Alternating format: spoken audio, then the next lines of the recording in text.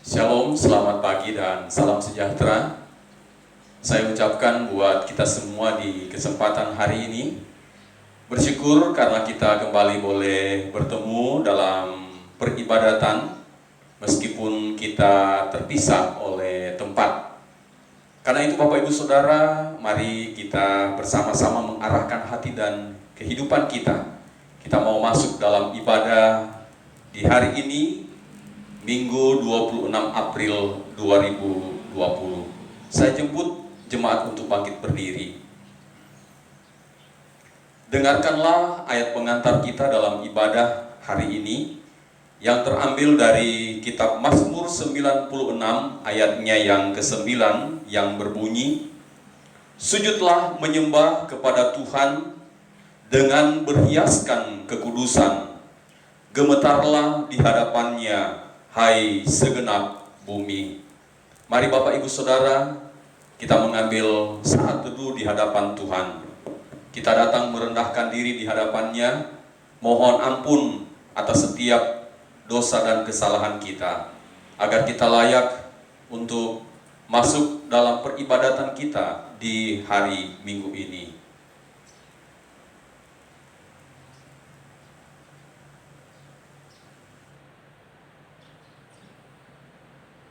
Pertolongan kita dalam ibadah kudus minggu ini datangnya dari Allah Bapa Pencipta langit, bumi dan segala isinya, dari Yesus Kristus penebus dosa kita, dan di dalam kuat kuasa Roh-Nya yang kudus yang selalu menyertai kita. Turunlah atas kita sekalian berkat yang datangnya dari Allah Bapa, Anak dan Roh Kudus. Amin. Mari kita melakukan bersama-sama pujian dari KPPK nomor 16, "Berilah hormat padanya." KPPK 16, "Berilah hormat padanya." Berilah hormat padanya, pada Allah Maha Tinggi. Berilah hormat padanya, Allah Maha Tinggi. Dan pujilah tak berhenti, puji rahmat dan kasih-Nya. Puji Allah Maha Tinggi, Bapa, Putra dan Roh Kudus. Berilah hormat padanya, pada Allah Maha Tinggi, Maha Mulia, Maha Mulia. Berilah hormat padanya, Maha Mulia, Maha Mulia. Berilah hormat padanya. Jemaat silakan duduk kembali. Mari bersama-sama kita membuka Mazmur 51. Mazmur 51 ayat 3 sampai ayat yang ke-6 yang merupakan pengakuan dosa kita di hadapan Tuhan. Dan pengakuan dosa ini kita baca bersama-sama. Mazmur 51 ayat 3 sampai 6. "Kasihanilah aku ya Allah, menurut kasih setiamu. Hapuskanlah pelanggaranku menurut rahmat-Mu yang besar. Bersihkanlah aku seluruhnya dari kesalahanku, dan tahirkanlah aku dari dosaku.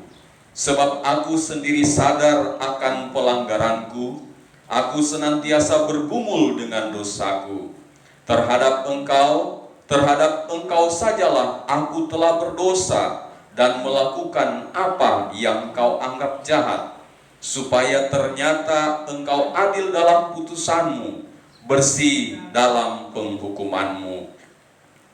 Saudara-saudara yang kekasih, bagi setiap orang yang tulus ikhlas mengaku dosanya di hadapan Tuhan, Firman Tuhan dalam Mazmur 83 ayat yang ketiga berkata, Engkau telah mengampuni kesalahan umat-Mu, telah menutupi segala dosa mereka.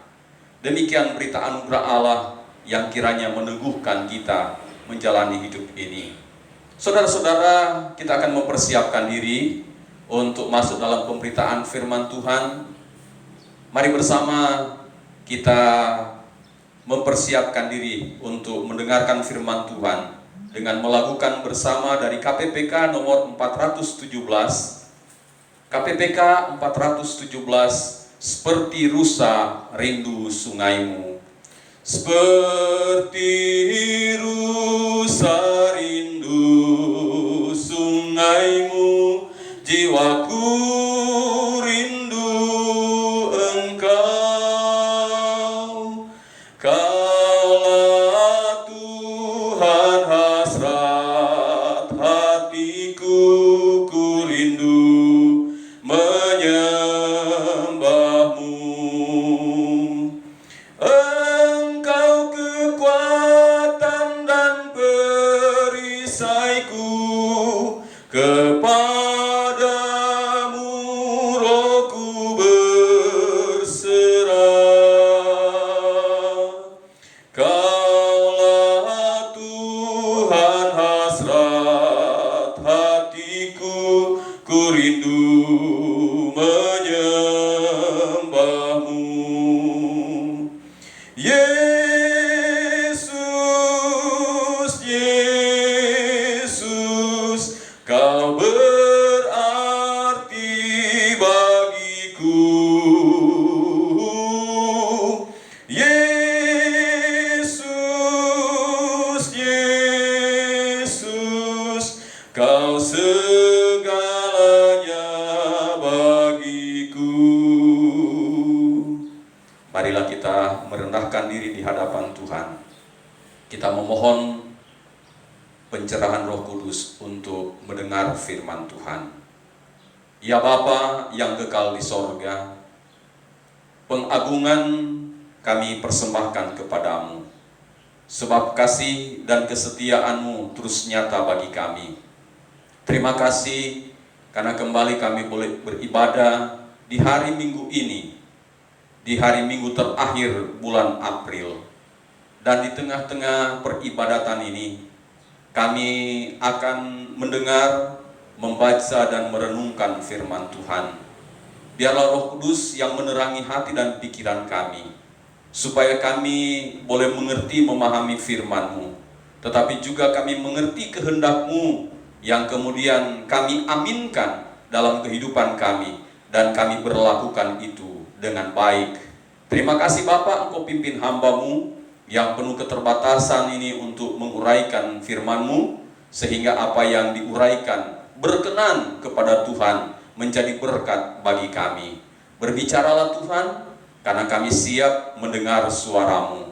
Dalam nama Tuhan Yesus, firman yang hidup kami berdoa. Amin. Bapak Ibu sekalian, mari bersama-sama kita membuka Alkitab, dan kita akan membaca dari satu bagian Alkitab yang terambil dari Injil Lukas pasal yang kelima. Injil Lukas pasal yang kelima, ayatnya yang pertama sampai ayat yang ke-11. Injil Lukas pasal 5 ayat pertama sampai ayat 11. Bapak Ibu Saudara menyimak dalam Alkitab masing-masing, dan saya akan membacakan perikop ini yang diberi judul oleh Lembaga Alkitab Indonesia dengan penjala ikan menjadi penjala manusia. Penjala ikan menjadi penjala manusia. Ayat yang pertama, pada suatu kali Yesus berdiri di pantai Danau Genesaret. Sedang orang banyak mengerumuni Dia hendak mendengarkan firman Allah. Ia melihat dua perahu di tepi pantai. Nelayan-nelayannya telah turun dan sedang membasuh jalannya. Ia naik ke dalam salah satu perahu itu, yaitu perahu Simon, dan menyuruh dia supaya menolakkan perahunya sedikit jauh dari pantai. Lalu ia duduk dan mengajar orang banyak dari atas perahu. Setelah selesai berbicara, ia berkata kepada Simon, "Bertolaklah ke tempat yang dalam dan tebarkanlah jalamu untuk menangkap ikan." Simon menjawab, "Guru, telah sepanjang malam kami bekerja keras dan kami tidak menangkap apa-apa. Tetapi karena Engkau menyuruhnya, aku akan menebarkan jala juga." Dan setelah mereka melakukannya, mereka menangkap sejumlah besar ikan sehingga jala mereka mulai koyak. Lalu mereka memberi isyarat kepada teman-temannya di perahu yang lain supaya mereka datang membantunya. Dan mereka itu datang. Lalu mereka bersama-sama mengisi kedua perahu itu dengan ikan hingga hampir tenggelam. Ketika Simon Petrus melihat hal itu, ia pun tersungkur di depan Yesus dan berkata, "Tuhan, pergilah daripadaku, karena aku ini seorang berdosa." Sebab ia dan semua orang yang bersama-sama dengan dia takjub oleh karena banyaknya ikan yang mereka tangkap. Demikian juga Yakobus dan Yohanes, anak-anak Zebedeus, yang menjadi teman Simon. Kata Yesus kepada Simon, "Jangan takut, mulai dari sekarang engkau akan menjala manusia." Dan sesudah mereka menghela perahu-perahunya ke darat, mereka pun meninggalkan segala sesuatu, lalu mengikut Yesus. Demikian jauh bacaan firman Tuhan hari ini. Dan kita akan merenungkannya di bawah satu judul renungan atau tema renungan kita, yaitu pertolongan Tuhan. Bapak Ibu Saudara yang kekasih dalam nama Tuhan Yesus Kristus, pernahkah kita membayangkan seandainya jika hidup kita manusia ini tanpa ada Tuhan? Pernahkah kita membayangkan bahwa apa yang akan terjadi dengan manusia, apa yang akan terjadi dengan saya dan saudara jika kita ini tidak mendapat pertolongan dari pihak lain, tentu dari pihak Tuhan. Saudara, sulit dan beratnya beban hidup yang dijalani manusia sangatlah tidak memungkinkan bagi manusia untuk melepaskan diri dari persoalan-persoalan yang ada. Secara khusus dengan realita hidup yang ada sekarang ini, maka sudah pastilah kita tidak mampu jika Tuhan tidak menolong kita. Itu artinya Bapak Ibu Saudara bahwa pertolongan Tuhan perlu, penting, dan bahkan sangat dibutuhkan oleh manusia. Pertanyaannya adalah, bagaimana pertolongan itu dapat terjadi? Bagaimana pertolongan Tuhan itu hadir dalam hidup saya dan saudara? Saudaraku yang kekasih, bacaan kita hari ini menyatakan tentang 3 hal tentang pertolongan Tuhan itu, yaitu bahwa yang pertama, kalau kita melihat bacaan kita hari ini, di sana diceritakan bahwa perjuangan hidup, perjuangan dan pekerjaan yang dilakukan oleh Simon dan teman-temannya tidak memberikan apa-apa. Mereka pasti sedang bingung dan frustrasi, harus berbuat apa, karena mereka tidak mendapat apa-apa. Karena itu saudara, maka yang pertama adalah bahwa pertolongan Tuhan itu datang tepat. Yang dikatakan tepat saudara, tentu tidak terlalu cepat, tetapi juga tidak terlambat. Bukan cuma itu saudara, kalau dikatakan bahwa pertolongan itu tepat, maka sasarannya pun pasti tepat. Kita perhatikan bacaan ini saudara, bahwa pertolongan Tuhan datang pada saat ketidakadanya kekuatan dan tidak ada lagi harapan bagi murid-murid. Kenapa? Karena hari sudah siang. Artinya satu hari itu mereka tidak akan ada apa-apa. Makanya saudara melihat situasi dan kondisi itu, Tuhan datang dan mengulurkan pertolongan bagi mereka. Saudaraku yang kekasih, kalau dikatakan pula tepat, maka sasarannya tepat, yaitu bahwa mereka butuh apa? Mereka membutuhkan yang namanya penghasilan. Mereka membutuhkan yang namanya ikan, karena pekerjaan mereka mencari ikan. Nah saudara-saudara, pertolongan Tuhan harus kita ingat dan sadari bahwa tidak pernah meleset. Kalaupun apa yang Tuhan berikan bagi kita tidak seperti yang kita mau, bukan berarti bahwa itu tidak tepat sasaran. Karena justru itulah mungkin yang paling kita butuhkan dalam hidup ini. Saudara, dalam menghadapi situasi yang seperti sekarang, marilah kita terus percaya bahwa pertolongan Tuhan itu akan datang tepat. Selain tepat waktu, tepat sasaran. Tidak akan mungkin Tuhan memberikan sesuatu yang tidak kita perlukan. Tuhan akan memberi sesuatu yang kita perlukan dalam hidup ini. Dalam Alkitab banyak contoh. Orang buta membutuhkan penglihatan, maka Tuhan memberikan pertolongan untuk bisa melihat. Orang lumpuh yang tak berdaya mau untuk bangkit dan berjalan, Tuhan membangkitkan dia dari petidurannya. Dan di dalam bacaan kita, murid-murid membutuhkan ikan, maka Tuhan datang tepat waktu, tidak terlambat. Walaupun mungkin dalam kisah ini mereka sedang membersihkan jala, sudah selesai upaya dan kerja mereka, tetapi di saat itu Tuhan datang dan memberikan mereka pertolongan.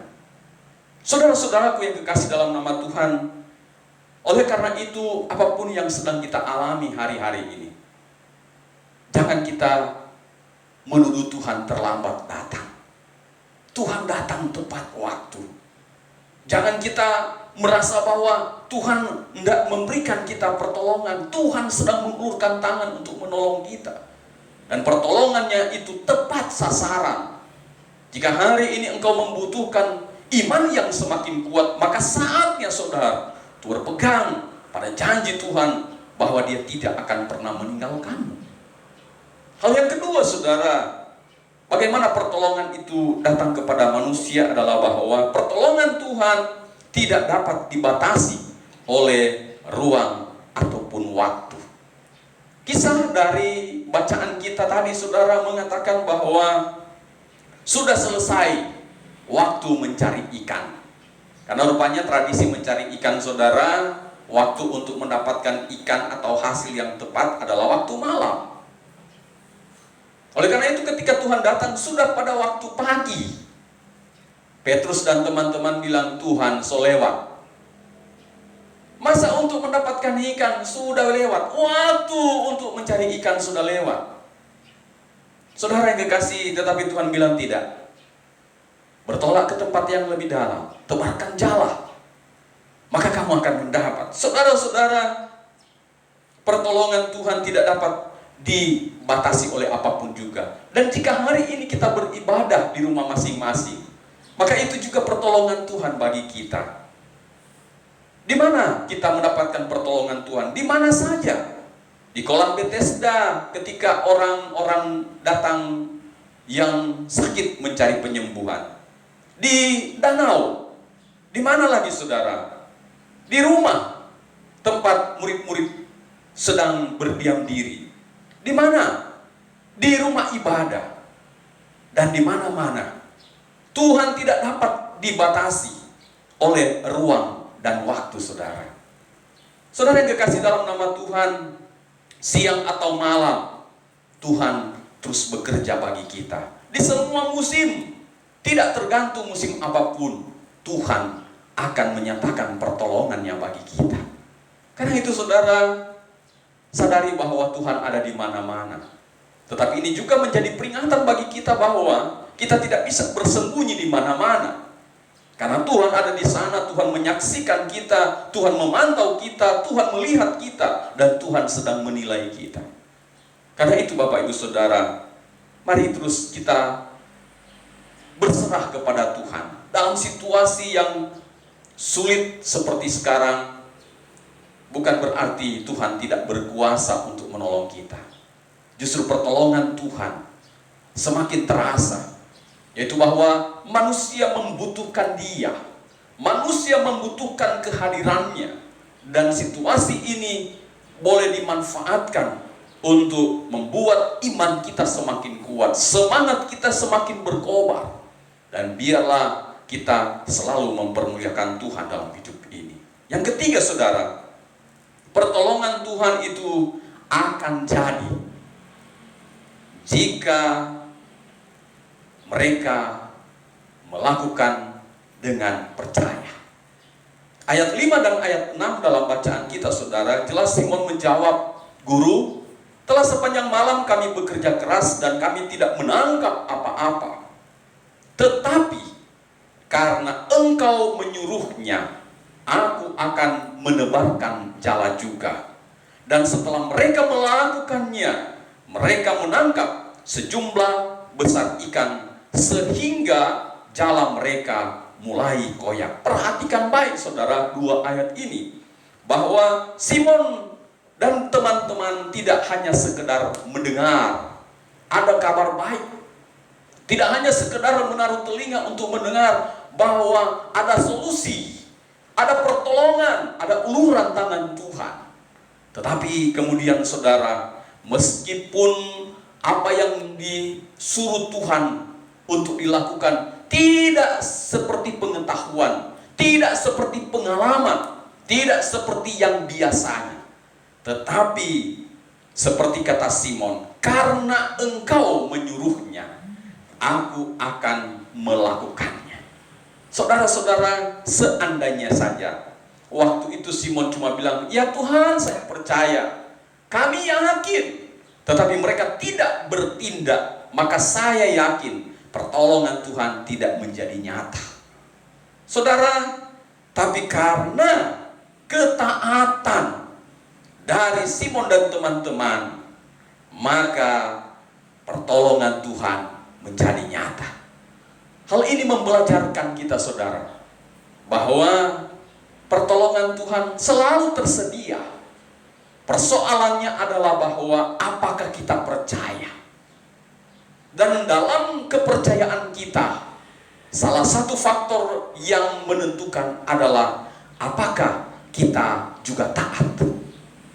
Taat kepada perintah, taat kepada suruhan, taat kepada apa yang disuruh Tuhan untuk dilakukan. Saudara, seandainya Petrus dan teman-teman hanya mengandalkan pengetahuan mereka, hanya mengandalkan pengalaman mereka, oh selama ini cari ikan itu waktu malam, dan ketika pagi tidak mungkin.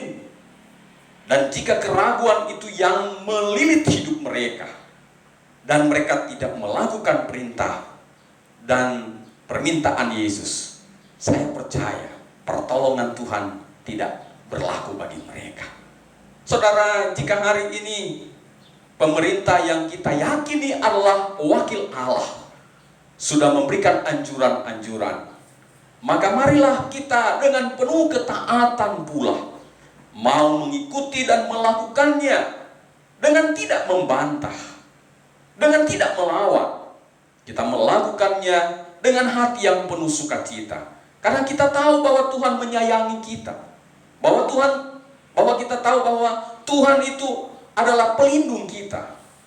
Dia mau menghindarkan kita dari mara bahaya yang sedang mewabah di dunia ini. Dan ketika pemerintah bilang tinggal di rumah, maka salah satu hal yang perlu kita lakukan, bahwa kita percaya dan kita melakukannya. Kita taat supaya pertolongan Tuhan itu nyata. Bukan berarti bahwa Tuhan tidak mampu menolong kita dengan mujizatnya, tidak. Tetapi yang mau saya katakan adalah bahwa pertolongan Tuhan itu biasanya dalam hal-hal yang alamiah. Waktu Tuhan menolong Petrus dan teman-temannya, kan Tuhan menyuruh mereka menebarkan jala.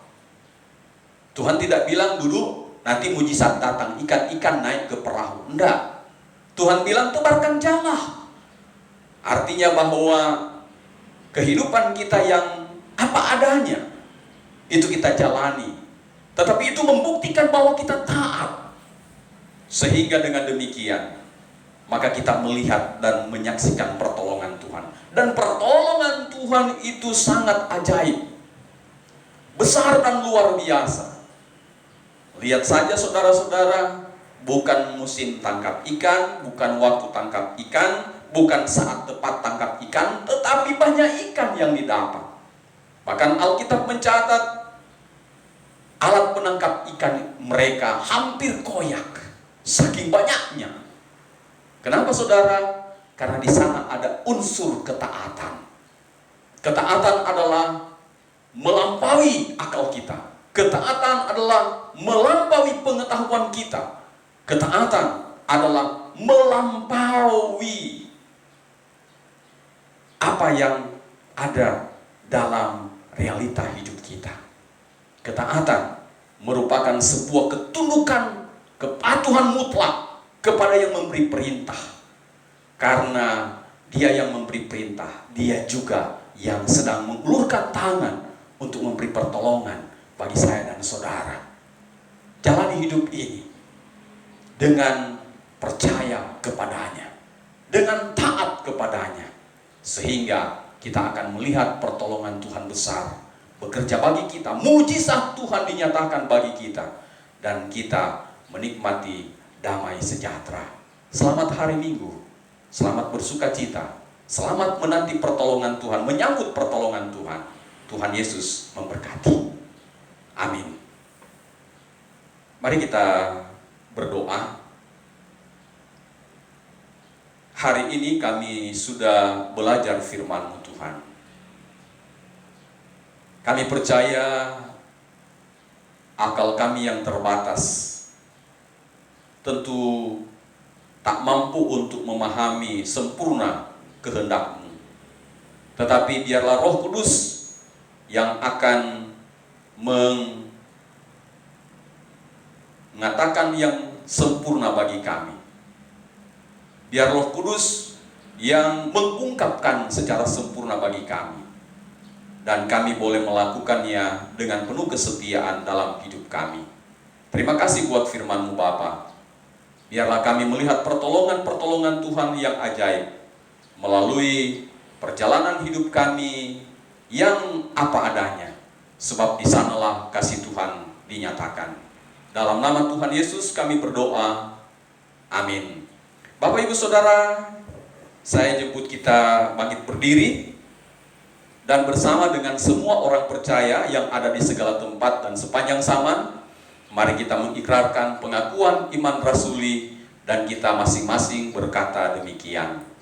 Aku percaya kepada Allah, Bapa yang Maha Kuasa, Khalik langit dan bumi, dan kepada Yesus Kristus, anaknya yang tunggal Tuhan kita, yang dikandung daripada Roh Kudus, lahir dari anak darah Maria, yang menderita sengsara di bawah pemerintahan Pontius Pilatus, disalibkan, mati dan dikuburkan, turun ke dalam kerajaan maut. Pada hari yang ketiga, bangkit pula dari antara orang mati, naik ke sorga, duduk di sebelah kanan Allah, Bapa yang Maha Kuasa. Dan dari sana ia akan datang untuk menghakimi orang yang hidup dan yang mati. Aku percaya kepada Roh Kudus, gereja yang kudus dan am, persekutuan orang kudus, pengampunan dosa, kebangkitan orang mati, dan hidup yang kekal. Amin. Silakan jemaat duduk kembali. Kita masuk di dalam doa syafaat.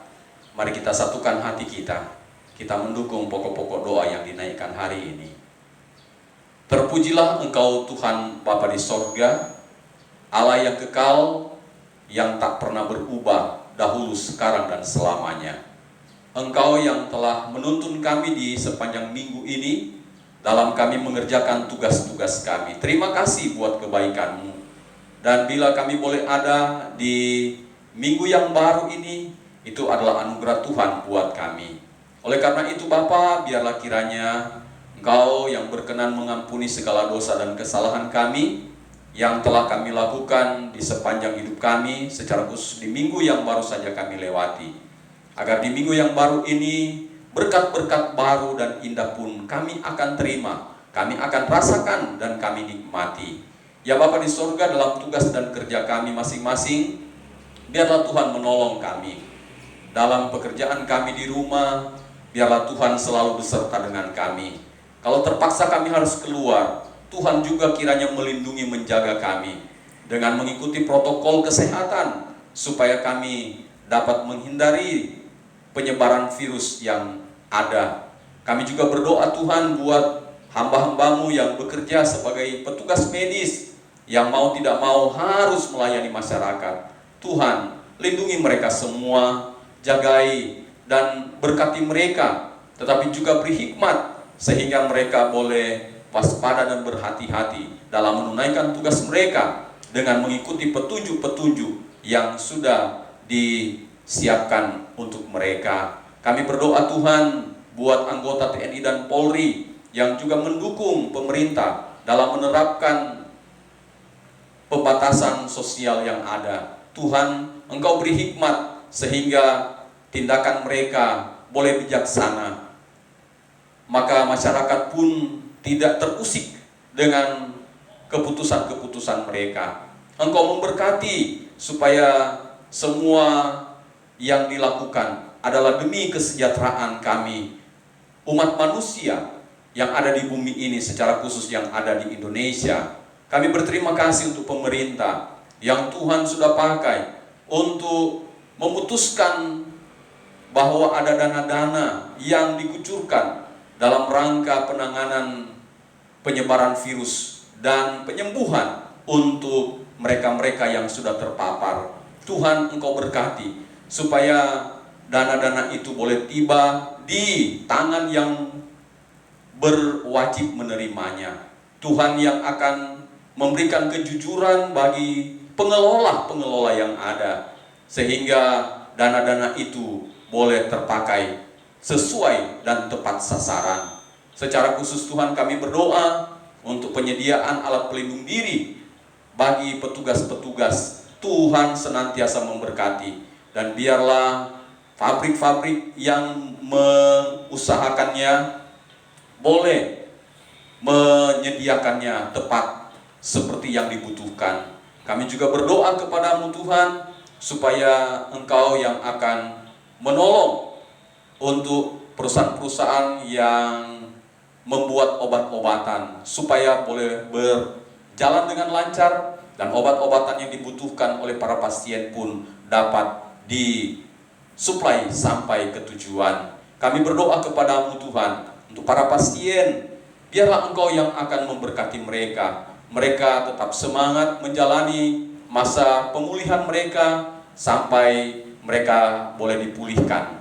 Kami berdoa supaya mereka taat dan mereka mengikuti aturan-aturan yang ada. Kami doakan untuk keluarga-keluarga, Tuhan memberkati yang tinggal di rumah, yang beribadah di rumah, yang bekerja di rumah, yang belajar di rumah. Tuhan senantiasa menyertai dan memberkati kami. Terima kasih Bapa di sorga, kami berdoa kepadamu, biarlah Engkau yang memberkati masyarakat untuk patuh dan taat kepada aturan-aturan yang ada. Memberkati mereka yang kehilangan pekerjaan, yang kehilangan mata pencaharian.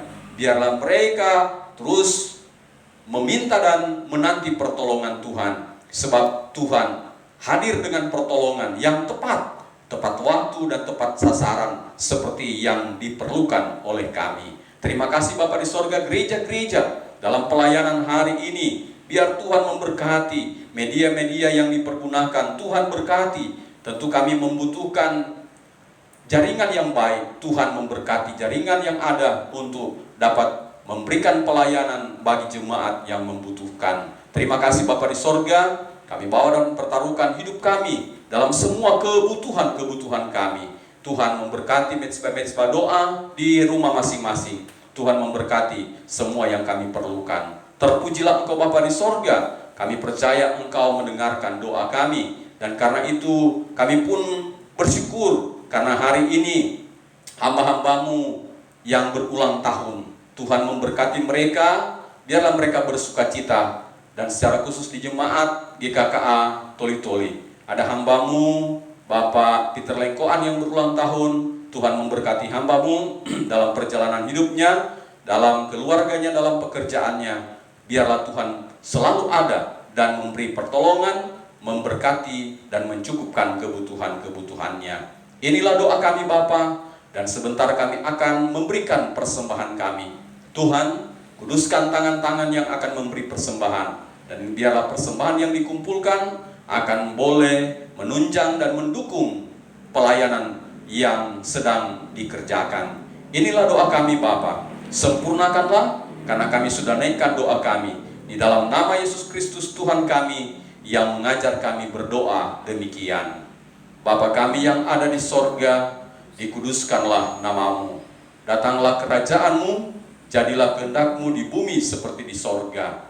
Berikanlah kami pada hari ini makanan kami yang secukupnya, dan ampunilah kami akan kesalahan kami, seperti kami juga mengampuni orang yang bersalah kepada kami. Dan janganlah membawa kami ke dalam pencobaan, tetapi lepaskanlah kami daripada yang jahat. Karena Engkaulah yang mempunyai kerajaan dan kuasa dan kemuliaan sampai selama-lamanya. Amin. Bapak Ibu Saudara, kita akan mengumpulkan persembahan kita. Dan sementara kita memberi persembahan, kita melakukan dari pujian yang terambil dari klik nomor 15, Betapa Hatiku Berterima Kasih Yesus. Betapa hatiku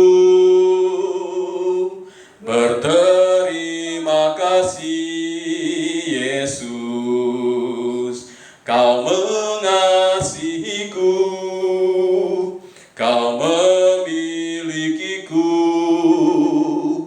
Hanya ini Tuhan persembahanku, segenap hidupku, jiwa dan ragaku. Sebab tak ku miliki harta kekayaan yang cukup berarti untuk ku persembahkan. Hanya ini Tuhan permohonanku, terimalah Tuhan persembahanku. Pakailah hidupku sebagai alat-Mu seumur hidupku. Kita akan mengakhiri ibadah kita hari ini dengan penuh syukur. Saya jemput jemaat berdiri. Kita bersama-sama melakukan doksologi. Puji Allah Bapa Putra, puji Allah Roh Kudus, ketiganya yang esa. Pohon selamat, sumber berkat.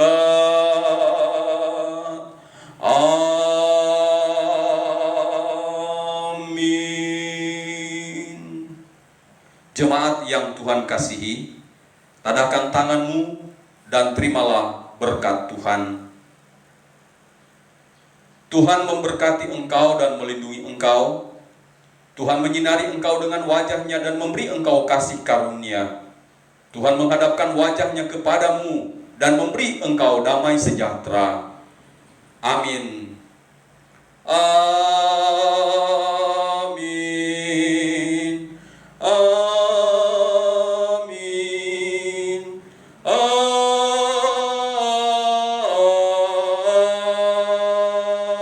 Amin. Jemaat silakan duduk, mengambil waktu teduh. Selamat berhari Minggu. Shalom, Tuhan memberkati.